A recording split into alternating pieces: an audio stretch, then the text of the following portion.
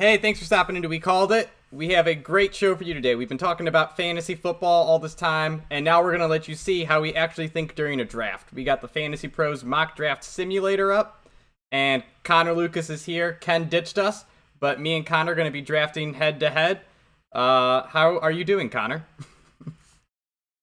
We're gonna do this, and this is gonna be a very good test because a lot of these I usually prepare more for, and also know where I'm drafting at. I don't even know what position I'm drafting. Which, by the way, first rule of fantasy, in the first round, and it's a snake draft. You should definitely change the way that you pick if you are the first 3 picks, 3 to 5, 5 to 7. It is not the same each time. We'll talk about I that. really hope we are on opposite ends of the draft, or at least like 3 or 4 picks away, because otherwise it's going to be like, well, you get the exact same advice back to back. But here we go. This is half PPR.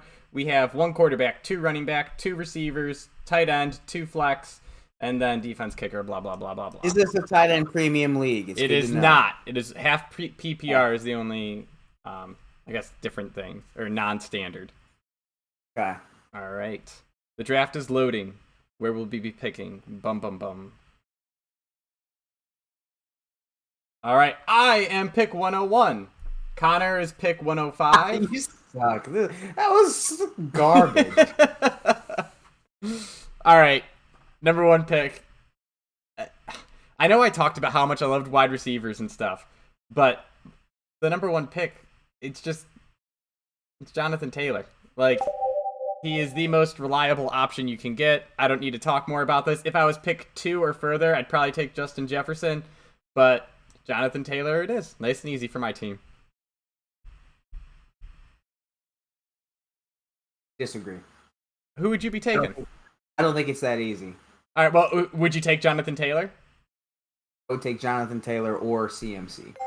See, I don't want the risk of the injury with CMC. All right, so Connor, you're up. All running backs off the board so far. Where's out? McCaffrey's up. Where's it show my time? Oh, top right. Yeah, you gotta. We have 90 seconds each. It should be more than enough time. Yeah, and this is where I think this is the midpoint of the draft. I think if your top 3 picks, I think you take Taylor. I think this is redraft, obviously, right? So yep. I think you take the best running backs in the first 3 or 4 picks. So you're saying Dalvin Cook is your drop off, or sorry, Derrick Henry. That's the one where you get worried. Henry, but I don't think I would have taken Henry. I would have taken probably Dalvin Cook. Okay, gotcha. From there, I would say from here, I think you got to go with highest upside. So from 5 to 8, I think you go with highest upside. So for me, somebody who's going to didn't get any more target competition, got a brand new offensive coordinator, head coach. I think from there, I think it's pretty simple. It's going to be Justin Jefferson. I think you have to take the fact that he just came from Cook, he just came from and making the point that he loves playing in this offense, understands why Dalvin Cook or Cooper Kupp was always available. Yeah, I think you go with that. Now, let's see. So this is where it gets tricky. Because of where I was in the draft, I think it's actually really important. I'm going to go with probably 2 wide receivers to start. If I was you, it'd be different. I'd probably be starting off at wide receiver running back. But for me, I'm going to go... Nobody here, in my opinion, is going to be worth another flyer for running backs. So for me... Like I said, I don't necessarily like being where I am at 1.06 or 1.05. I would rather be on the first or the back, but I'm in the dead zone. So I'm not going running back here. I'm probably going to go, let's see. Good Lord. All wide receivers there. Those are the suggested. You can flip through to anything else you want. Reviews. I want all players. Cheat sheets is where you would get a list of everything. You got 20 seconds, by the way. God. Didn't help. 10.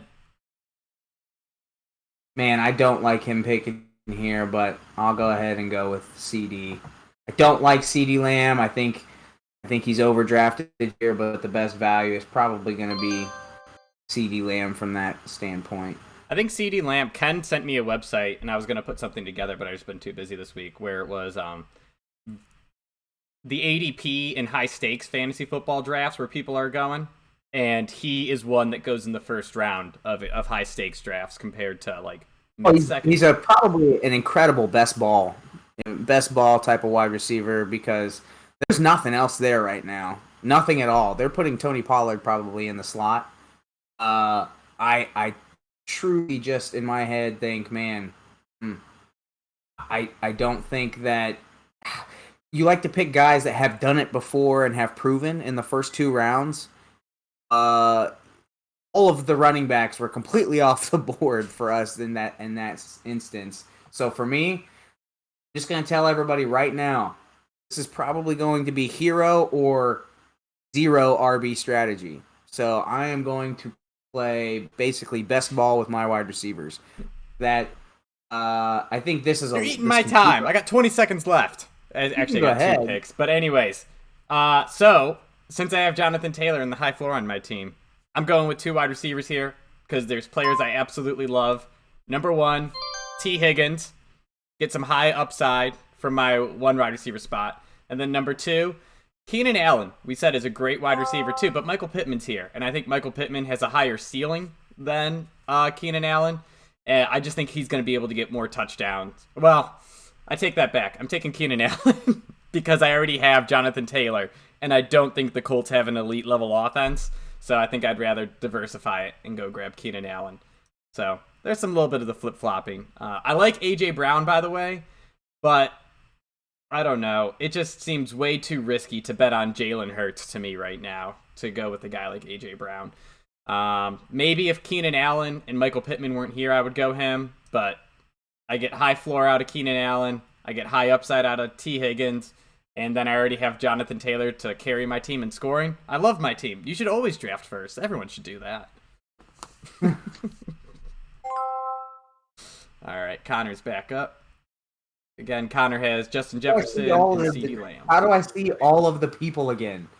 On cheat sheets, you get a list of all the people.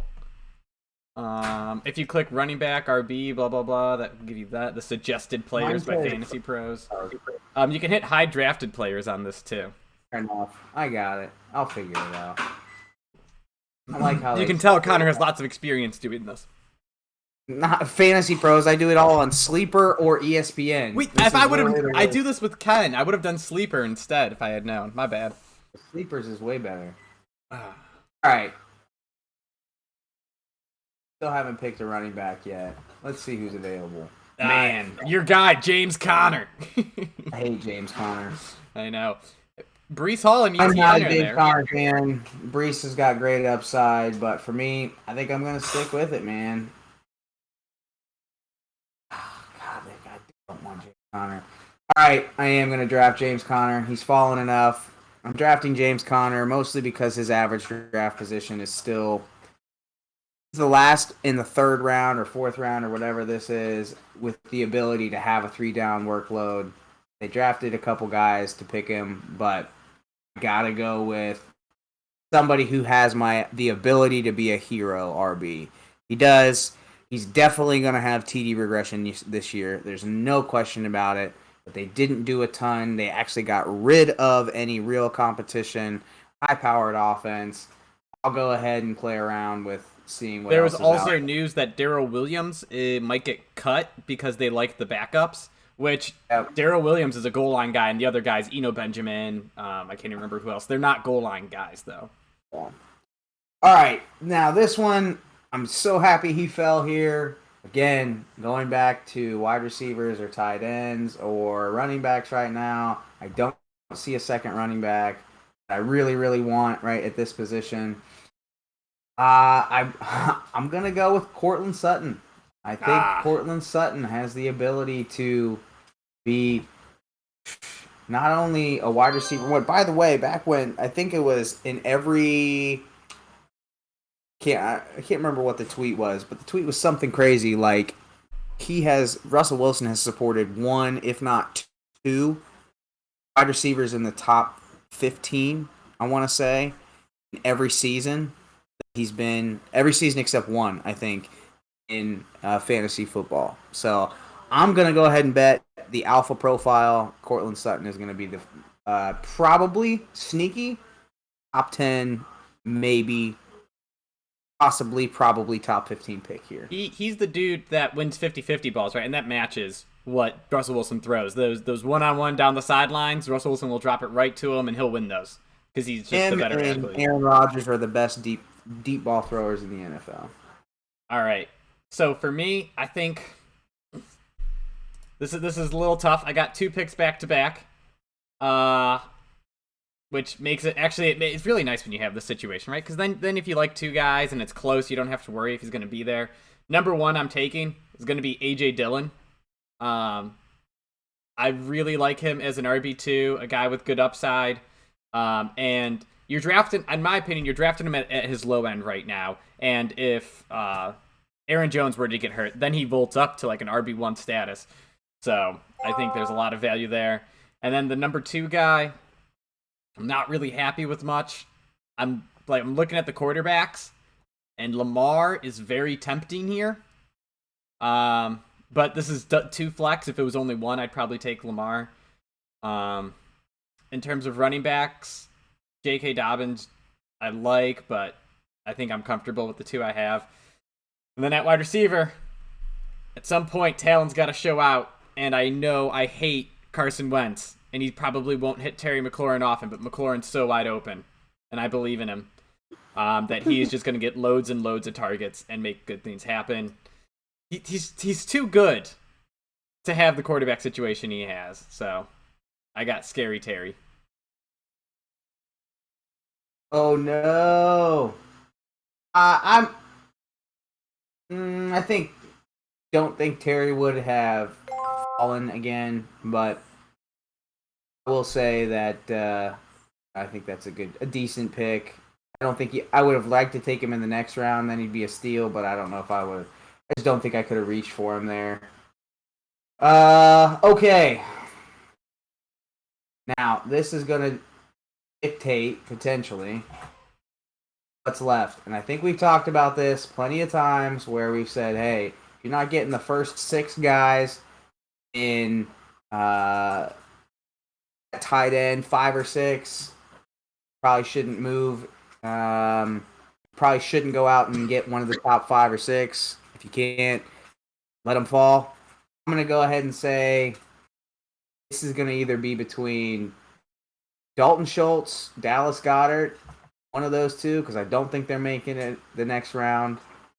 And I may have to get a second running back.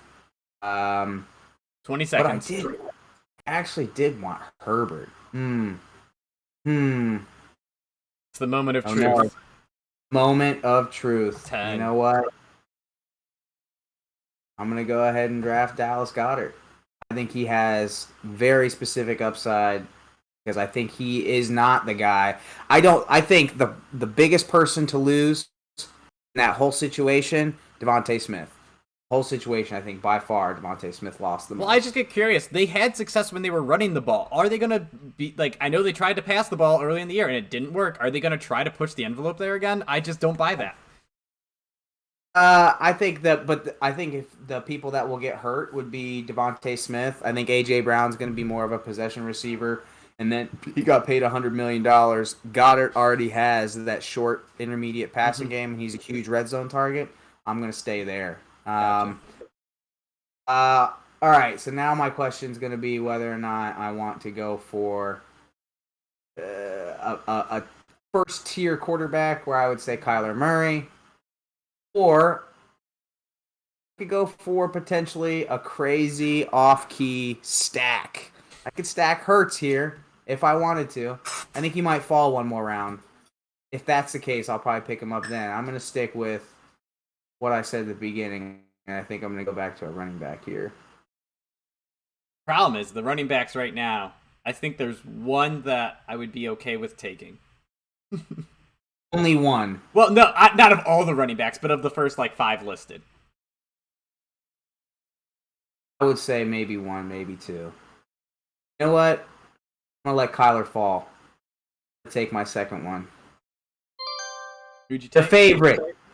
Your favorite. Who'd you get? Kareem Blunt. I think two things happen here. He's getting traded. He gets all the value touches. PPR. This is half PPR. When he's in, he stays in for full series. And he gets traded. I think he gets traded. All right. I don't So think it happened. So we talked about this previously. Actually, no. There's some things you can't pass up, and one of them is Darnell Mooney when he falls like this. That was the only other place that I was gonna go. That would have been the only one if I didn't need him. So I'm just looking here, and I'm just like, man, Darnell Mooney. He's gonna get so many targets for a bad team. You're talking he could end with 10 targets a game, easily. And he's going to end up with 125 plus targets, 130 probably. Well, 10 targets a game is like 160, so maybe I overstated. But we'll say 8. Yeah, you overstated, but I think 110, 120. The only people that get that many targets are Stephon Diggs. He had 140 last year, and now I think he's going to be a bigger piece of the offense. So exactly. And I also think Justin, what's his face? Justin Fields will be able to connect with them a little bit more. So I got Darnell Mooney with my first pick. Now, excuse me. I personally, I mentioned way back when we talked about our running backs that there's this group of running backs where I wanted to take a few. A.J. Dillon was in that group. He was one. Miles Sanders was in that group, and he's another. But I'm looking at Kyler Murray and Jalen Hurts and just thinking to myself, having that high-powered quarterback would be really nice. But I think I got to stick true to my brand, which is punt on quarterback and pray that guys later on can do it. So I'm going to go grab Miles Sanders. What happens did you actually pick him? Not yet. I got hesitant because you started talking. This is harder than you think, guys. This is why drafting isn't fun. Oh, by the way, most of the time people don't do that. I mean, this is like a 90 seconds. I can't remember. We usually do like first 2 rounds, it's like 3 minutes, and then the next first 5 rounds, it's like 3 minutes, and then it goes to like a minute for the last like 5 or something like that. First 10. So this is not normal. Yeah. All right. And you usually prepare more, but you know what? I'm going bold. I don't think I've taken him in one mock draft I've done all year, but CEH. I think there's just he's burned me the last 2 years, but I'm taking that upside. Not believe the fact that somebody else just took Jalen Hurts right before me. Ooh. So I'm not gonna lie, Hurts and Murray were right there. If I wasn't gonna. By the way, there are multiple people that differ on this. There's multiple opinions on this. I am of the opinion to get a high-end stack. We're not talking don't go get Jared Goff and Amon-Ra St. Brown. I'm talking about somebody who is for me would be a Jalen Hurts and a Dallas Goedert. That would be a high volume stack. It's a plus. It's a rushing upside. I would not suggest people stacks. Who cares about stacks? I do in certain situations. I don't care about them in all situations, and I wouldn't necessarily suggest it right now, which is why I'm going to go away from quarterback right now. Well, to your point, you wouldn't be reaching for Jalen Hurts here if you were to have taken him. So it would have been comfortable, and you would have gotten that correlated value. That's correct. Let's see here. Running back is looking pretty little. All right. So I'll let you pick this one, and then I'll ask. You get 13 seconds here. About that reach. Who'd you take? It's just this website is terrible. It is very slow, and I'm sorry. I should have used Sleeper. We'll do that next time. Hunter Renfrow. Ooh. Dude, there was Renfrow, by the way, I think is going to have Brandon Ayuk is the guy I was staring at, but I guess you'd have to believe that Trey Lance can support 2 number 1 wide receivers. I would rather have a guy that's proven that he can support, and with a new offensive coordinator who heavily targets the slot. And Waller is still not back. Potentially is going to be out for the first couple of weeks. So other question. Since it's your pick, Miles Sanders is still sitting there. I thought about taking him. He is injury tagged. Do you know what that is? I should be more responsible, but I missed. Hey, he got a hamstring. He's not even sure that he's going to be available for week 1. Okay. All right, that explains the fall. All right. This is what am I at? Round 8? Mm-hmm. How many quarterbacks off the board? 1, 10. 2. I'm going to let him fall then. I'll let you know who I'm talking about when I draft him. Man, hard to let it go. You have James Conner and Kareem Hunt at running back right now. I do. I'll tell you who I'm going to draft here. 7. Christian Kirk, my friends. Christian Kirk is a money pick. He's one of the guys. Automatic wide receiver 1. He just got paid within the top 7 or 8 wide receivers in the entire NFL. We fade him because he hasn't been proven to be a wide receiver 1 yet. Fine. But if you're going to take a risk in round 8 on another wide receiver 1, I took 2 potential wide receiver 2s in Renfrow and Sutton before I took this guy who's going to walk into the wide receiver 1 position in a better offense with a new quarterback coach and a new quarterback. A quarterback that really, he got a pass for his first year. So, by the way, he was one of the highest rated prospects to ever come out since Andrew Luck. I'll go ahead and take that. Dude's going to get 120 plus targets. I just got him in the 8th round. All right, so just want to let you know. Right now, I have Keenan Allen, T. Higgins, Terry McLaurin, Darnell Mooney. I love the fact that my team is pretty much locked in for as wide receiver 1s with tons of targets, which means I can go buy a bunch of risk at RB. I have CEH, who if he hits on one of the best offenses, will be good. Now I'm grabbing James Cook. I was going to take Dameon Pierce if I didn't have my flexes locked up with solid wide receivers, in my opinion. But this time I can go for that high upside, get James Cook, who has great burst and is on a high-powered offense. I don't know. I think he can pop this year and look real good. So I don't know if I agree with that. You don't like James Cook, or you don't like the fact that I am? I don't like the situation. I think he has the best upside out of that entire running back room. Yeah. All the camp talk, and by the way, don't always buy into camp talk, but all camp talk says that somehow Zach Moss has found himself. Devin Singletary. Zach Moss finds himself every year, and then 4 games into the year, he's on the bench. There's a reason he didn't touch the ball, and Singletary's tiny. He got 20. Or would you rather have somebody who basically just said, hey, we are naming Dameon Pierce as our RB1, and we just signed Marlon Mack, but we're putting him on the bench? Yeah. On a bad offense. I was going to say, Houston's, if I wanted a floor guy, if I was like, oh crap, I need a third RB who's going to get touches, I would have gone Pierce. That's why I went Cook, because I have my floor. I need some pop. All right, 20 seconds. We ate all your time. This is you. This is why you don't draft and tell people what you're doing. All right, 9th pick. Gotta grab my quarterback. Just because I don't know what else I would be grabbing right now. Trey Lance. Pay attention to the draft clock, guys, all right? Trey Lance is my guy. I always hope to get him in the 10th round, but because I didn't know who I was going to be taking, I just took him there. Another high ceiling guy, though, to pair with the rest of my team. I do like Trey Lance in general. I think I took him 1 round too early, though. For all the things that I just spoke of, I'm going to make this one super fast. I'm in a 0 RB offense at this point. I'm in a 1 RB, true RB. I'm in a hero RB type of strategy here. I've got 1 guy that could pop and should pop as a true RB1. I've got 2 guys I've got 1 guy in a mid-tier. At this point, I'm going with what I think is clearly going to be a guy that by the end of the year, bad offense, he's been named the starter, he's popped in preseason. I do believe that they are going to start him off the year as the RB1. So I'm going to go ahead and get Dameon Pierce. For the record, I'm surprised he fell this far.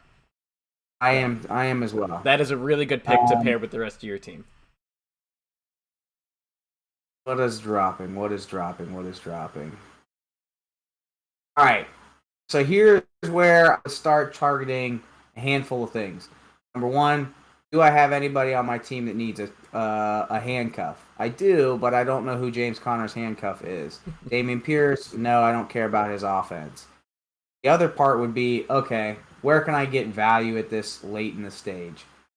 I'm going to go ahead and say this pick is going to be between a guy who is, again, I don't know why we always fade him. Listen, the guy had well over 100 targets last year. But he had 2 touchdowns. He's the number one in an offense that we don't know because we don't know what Mac Jones is like. It's going to be Jakobi Meyers. Jakobi Meyers is a guy that I would say is kind of like Christian Kirk. We forget about him. We don't know. We always forget about guys that are, I don't know, don't have touchdown value. This dude could probably end up with 120 plus targets again this year, and he's quietly going to be looked at not until the 10th round. I'm going to go ahead and pick up Jakobi Meyers. All right, were you considering Sky Moore at all? Because like at this point, like I said, I'm drafting upside, and you just took the old reliable. Well, here's the other thing too. Old reliable doesn't necessarily mean that I'm hoping that old reliable doesn't necessarily mean that's bad. Like, I would say old reliable, okay, fine. Old reliable at running back, would that be, somebody like a Kareem Hunt or a Jakobi Meyers? My upside is going to be in a amount of wide receivers that I have that are wide receiver ones. Myers, 1. Kirk, 1. Sutton, probably 1. Ceedee, 1. Justin Jefferson, 1. I don't have wide receiver 2s in good offenses. I just have wide receiver 1s. Except for Hunter Renfrow. I skipped him. Okay. I skipped him. Okay. All right. You're up there. Yeah, I know I'm up this time. I was ready for that. Got to look at my team. Still need a tight end. Man, this is tough. So, like I said, I'm splurging for upside right now.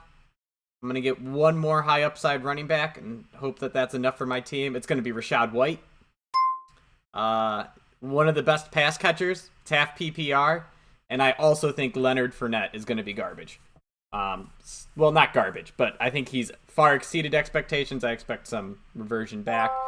And then I only have 4 wide receivers right now. I want one more guy I can hopefully count on. I know I've talked up the Saints offense, but you didn't pick anybody. Yeah, I did. I got Rachaad White. It didn't show up. It just takes 10 minutes because it's a terrible service. I'm sorry. We will use sleepers. There we go. All right. I hate this guy, but he's fallen. And sometimes you got to chase the money. And Marquez Valdes-Scantling has a whole bag of money. He's the new deep threat in Kansas City. And sometimes when, like, the offense in Kansas City is currently an unknown. What's going to happen to fill in for Tyreek Hill?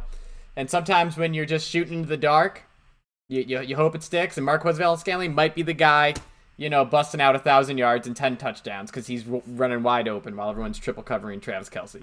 So, MVS is on my team.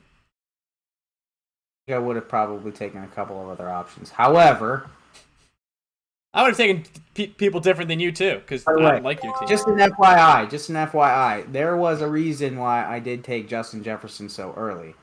Now, this is the time for me to make that ultimate stack.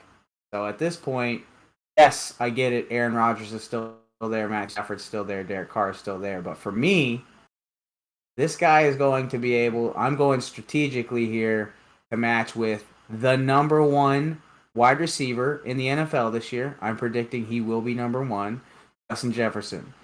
I think Kirk Cousins is going to be able to throw in this new offense. And who's he going to throw to? The same exact guys he's been throwing to his whole career, which is going to be Adam Thielen, and it's going to be Justin Jefferson. A.J. Osborne has kind of some secret upside, but not for this redraft sort of league here. I'm going to go ahead and stack him. Now, at this point, you and I are probably in the same idea. Now we're looking for upside. So upside RBs or rookie wide receivers. I actually, in my opinion here, upside. I'm literally, having said all of that, I've got an upside here that you may or may not like. This is a total hot take. I'm gonna go ahead and take him. I'll let you see it, and you tell me your thoughts. All right, just give the website 10 minutes to load after you take him. Nico Collins. So you're over here buying in to the worst offense in the NFL. I love it. I think something that gets late in drafts, something that people overlook is how bad offenses is, but how important volume is.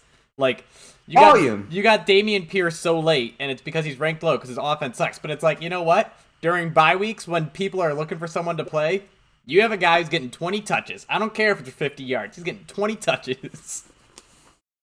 Oh, he is. And here's the other part, too. Brandon Cooks, listen, 28, going to be 29. Nico Collins is 23. He's 6'4", 220, runs a 4.4. He has, like, at this point, you're looking for high upside. He's got that. He has the potential to be high upside. Why? Fits the bill. Davis Mills, by the way, is actually not a bad quarterback. So I'm going to go ahead and take him. All right. I need a tight end. I still don't have one. And 99% of the time, I take Cole Kmet here. I am going to take Cole Kmet here. But if you are worried about having 2 Chicago Bears starting for you, I would feel that also. And the guy I would look to is going to be KJ Osborne. You mentioned drafting guys with high upside. He can replace Dillon as that number 2 target. He's more of a deep threat for Minnesota. And I think Minnesota will be one of the teams that vaults way up this year and becomes a playoff team, in my opinion. I am very high on Minnesota. Therefore, if I could get a guy in that offense, KJ Osborne would make me very happy, especially this late. Up again, so you can get him if you'd like. Oh my gosh, I gotta stop. I really need to start remembering that is the case. I keep sitting here thinking, what are you doing, man? You have 2 in a row every time. Every time. The thing is, like, I give, a beautiful analysis on my pick, and then I'm worn out, and I just can't think anymore. I put my brain on autopilot. All right. Man. Well, since that is the case, I am taking KJ Osborne. Josh Palmer, I think, is another guy. But Mike Williams is too good for him to surpass him. I don't see any. Jalen Tolbert, DPJ, also good options, but I think Osborne is the way to go. You know what? Just for drama, I'm taking Jalen Tolbert just because it's a different pick. I think I guess Gallup could be coming back sooner, but why not? Yeah, but he's up. I mean, he's got the immediate path in, which actually I'm surprised none of you guys picked, but this one's a super easy pick for me. I'm shooting high. Guess what? Carson Wentz may be out week 7. Sam Howell has shown rapport with this dude. He walks into the wide receiver 2 position automatically. He's a guy. I didn't say him, but I like him. I'm going to go ahead and pick Jahan Dotson. He's looked good in the preseason, too. Now, I don't typically put a lot of weight into how you look in the preseason. But yeah, it's always good to get positive feedback and not be like Jamar Chase, who says he can't see the ball when it's coming at him. Remember his draft stock just plummeting last year?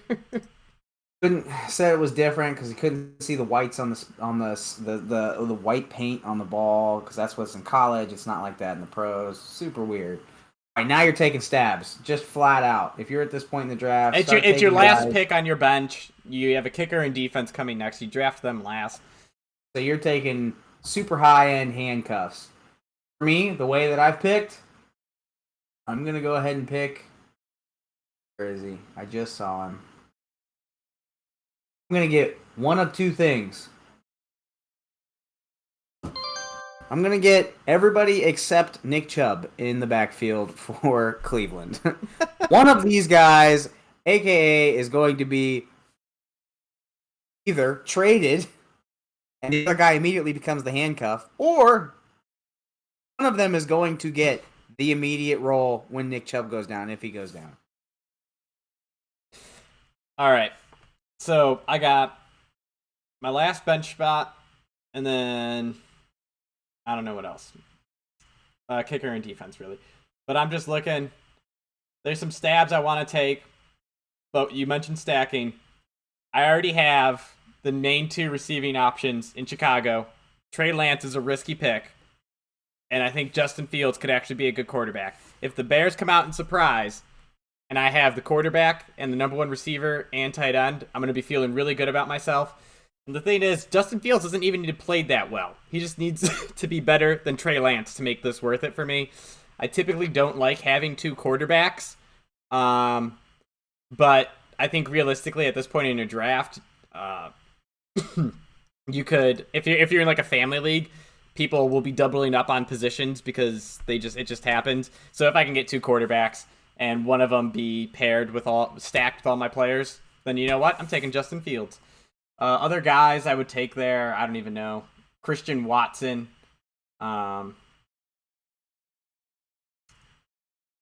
Trey Sermon. Chuba Hubbard.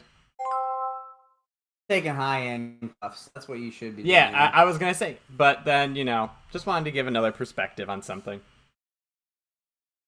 You're up again. I think Come on. It's a really good thing you're telling me that. All right, so now here, the question is, do I want a kicker or defense? And this is actually, I think, something good to think of.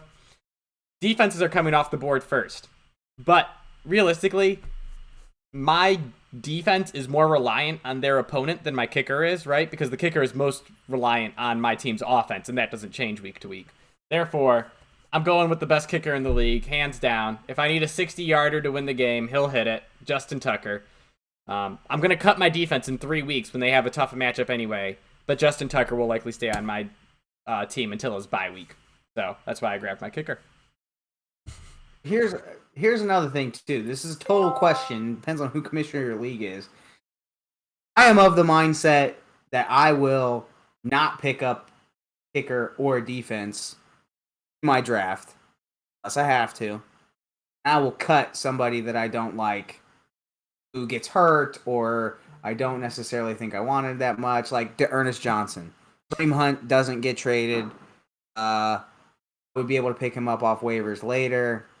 Why would I have him on my roster? I'll swap out. Now, the other part is going to be like, for example, AJ Osborne's still on the board here. Marvin Jones is still on the board here. Wan'Dale Robinson is still on the board here. But considering we probably have to take kickers or defenses, I'm going to go ahead and pick a defense. By the way, don't get too excited about the Chargers, even though they got all that money and they got a sweet defense now. They play in easily the most air raid, offensive-heavy division in the entire NFL. Don't pick anything from that division. Just don't do it. The Broncos, Chargers. Yeah, because Broncos up there, too. I don't want them. Raiders, I don't know where they are. I don't want them at all. I don't want them either. So for me, I'm probably just going to pick the next one down. I'm going to go ahead and draft Indianapolis Colts. Colts is a good one. They have a crap division. Just always something to remember. No, Titans, not scary. Jags, not scary. Texans, awful. Again, another reason, I'll go ahead and pick a kicker here. But in my opinion, I would probably end up going back to probably a wide receiver, somebody who is a total dart throw. Maybe, Damian Williams. No, probably not. I probably wouldn't go back to running back. A guy that could be sneaky good here is Mike Davis, in my opinion. He might be playing week 1, and Gus Edwards and J.K. Dobbins might not be. Maybe. For me, for my specific team, I'm going to pick a kicker, but for me, might be best for me to take Eno Benjamin. If Darrell Williams gets cut, it's probably not a chance, but if he did get cut, Eno Benjamin's a good guy to have. By the way, Josh Kelly, reports are that he is actually the number 2 behind Eckler. Okay. So Isaiah Spiller wasn't able to jump him? Because that was just the nude. Jump him, but the problem is Draft Capital supports Isaiah Spiller, so can't really do a whole lot. I'm going to go ahead and pick the next kicker, which for me, I just want a high-powered offense. So I'm just going to go ahead and pick Matt Prater. let's see if the defense I want is there. And it is. All right. Easily the defense that falls, and both of these two are good defenses. Packers, Dolphins, divisions are trash. They only have one good team. Unfortunately for the Dolphins, the Bills are fantastic. And for the Packers, I think the Vikings will be very good. I'm not scared of the Lions, not scared of the Bears. And then for the Dolphins, I am hoping, I can't wait for them to play the Jets every time they play them. And same for the Patriots. Did you see that the Patriots reports where it's like they are having the worst practices ever, and it's against like the Raiders who are wrecking them? And the Raiders don't have a good defense. No, the reports are it was the worst week ever, and Josh McDaniels is like, yeah, I trust Bill Belichick to figure it all out. And I'm like, yeah, good for you. I don't anymore. Like, he doesn't coach. So in other words, McDaniels is blowing out his old coach in head-to-head, which shouldn't ever happen. Yep. Well, it's because they don't have an offensive coordinator. Yeah. All right. So I got my guy. I think we're all done. Your draft is complete. Good. I got a C- on my draft grade. I got a B+. Whoop, whoop. You also, I also prefaced this entire episode with, hey, this is the absolute worst spot to be in for a draft. I'll give it to you. I would have done the exact same thing though. So I basically played best ball with a hero RB strategy. All right, let's see. I'm projected 4th with the B+ grade. You're projected last. Well, I'm projected very poorly. Let's see the draft board though. I don't know. I don't think you're. I guess you're weak at running back, and that's just what they're yelling at you for. But you also have, if Ceedee Lamb hits, you can always go to one of these other teams that, like, there's a team with Dalvin Cook, Aaron Jones, Chase Edmond, and Cordero Patterson. You could go to them and try to trade with them. But my point is these guys are also typical total top like base level analysis where it's hey, pick all the running backs first. They should always be off the board. And yet Jonathan Taylor's number 1. Sure. Did you know that the last guy to repeat RB1 was like in 2011 or something like that? So it's gonna be a new guy. Kind of picking numbers, you're kind of picking new people. You're balancing sort of like who's going to hit on its way up and who's actually been there and on their way down. Like Derrick Henry, they took him 4th. Like Derrick Henry's also never had more than like 10 targets, 20 targets in an entire season. So it's also like if you took Najee Harris instead of Justin Jefferson and did the exact same thing everywhere else, they probably grade your draft higher, but I would hate your draft because Najee Harris sucks. I just don't. I am not. I mean, you got to look at guys. For me, all of these guys in the top 1, 2, 3, 4 could easily. I would say 3 out of 4. Jonathan Taylor, Austin Eckler, Derrick Henry have very, very, very high probabilities to regress. Eckler maybe has the least, but McCaffrey, if he's in, he's averaged 22 points a game for all the games that he's healthy. If he's in, he's scoring 20-plus points. The question is if he's going to be in. But if he is, you're there. Henry's coming off of a Liz Frank, I think is what it is, or whatever the heck it is. And Jonathan Taylor, youngest guy, least probability of regression, maybe. But Harris, no way he carries the same amount of load. Mixon, question mark. Cook, question mark. Lenny, definitely a question mark. Look at this team. Team 10 over here. They have Leonard Fournette, Travis Kelce, Cam Akers, Jalen Waddle, Ramondre Stevenson, Joe Burrow. That team looks awful to me. Like that, to me, doesn't look good either. But they're valuing tight ends at almost like a tight end premium type of level, even though this isn't a tight end premium. That's why you ignore draft grades. It's not about where you rank before the season begins. It's where you rank when the season ends. And we win championships here. I wonder if we should let this play out. Let's just see where we end up in this league. Just automate it. Yeah, automate it. All right. Yeah, I truly don't think I see a team in here that I'm like, man, that was a great draft. I completely agree, except for the team that drafted first. I think they nailed every pick. Shut up. Wrong. All right, so that's our mock draft episode. Sorry Ken wasn't here, but he probably would just give him crap advice anyway. Listen to me and Connor, and you'll win all sorts of money and whatnot. Wouldn't have taken T. Higgins, I'm sure of that. Yeah, absolutely. T. Higgins probably going in the 6th round, according to him. Also, good to know, by the way, another tidbit here is 12-team draft is tough.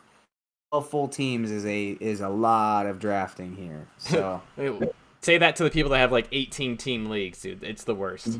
Yeah. If you draft like 4th, then you don't get the top end players, and everyone else drafts, and it's like, oh, I guess everyone took a quarterback, and I'm left with Trevor Lawrence. Yeah, big leagues is a tough play. Really tough play. Anything over 10 is a tough play. All right. Well, thanks for listening. If you have any questions or want draft help, just reach out to us. We are easy to find. Reach out.